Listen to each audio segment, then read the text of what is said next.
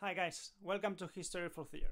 Today we start the unit number 9. That's the unit about the Cold War. We'll see that this war wasn't actually a war. It was a period of time full of conflicts. There was one conflict between two huge superpowers, United States and the USSR, and they were not fighting directly, but they were fighting through local conflicts everywhere, spread around the world. So, I'm sorry, this unit we are going to study conflicts and wars. You know, history is pretty sad. Perhaps humankind we will learn in the future, or maybe not. We say the beginning of the Cold War was around 1947, but actually it happened years before. Happened the moment the Second World War was over, when Japan and Germany were defeated. Since that moment, the world was divided into two economic systems: capitalism and communism. The capitalist bloc was called Western Bloc, led by the superpower United States, and it had a democratic political system. And the communist bloc was called Eastern Bloc, led by the other world superpower, the USSR, and it had totalitarian Marxist political systems. To describe the Cold War, let's take a view on its characteristics. Bipolar order. The two superpowers, United States and the USSR, are the leaders of the world, both with similar military strength and mutual distrust and threats. As a result, it was created an international environment of tension, arms race. The two superpowers competed to achieve the greatest weapons to threaten the enemy or to destroy it in the event of a war.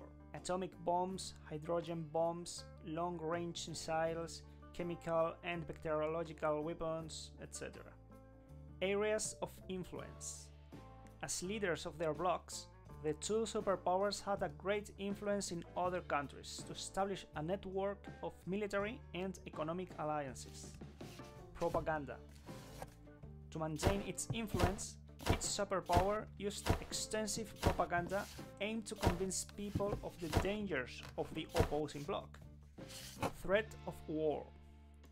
Sometimes, conflicts between the two superpowers led to moments of extreme tension that may start a new world war, for example, Berlin blockade or the Cuban Missile Crisis.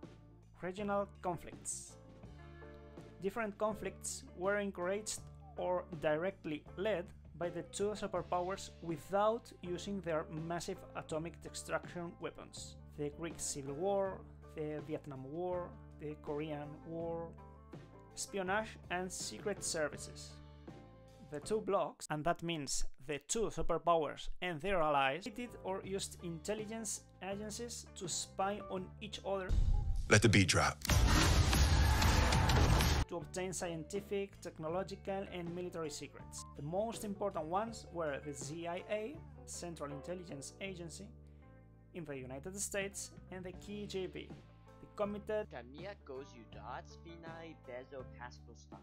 And you said, and the United Nations. United Nations were created to avoid these conflicts, to stop wars. And yes, you're right. But the problem is the Security Council in the United Nations. This Security Council, if you remember, was composed by 5 permanent members, and each member has a veto right. Using this right, this veto, they can stop any declaration, any resolution against something. And of course, the United States and the USSR had this veto. So, most of the cases, the United Nations wasn't able to act. So let's go back to the beginning of the Cold War.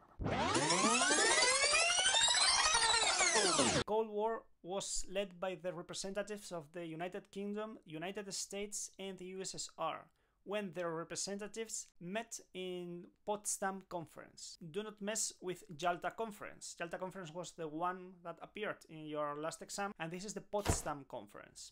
Joseph Stalin, the leader of the USSR, imposed the Soviet model on the eastern countries, and he tried to expand his influence on other countries.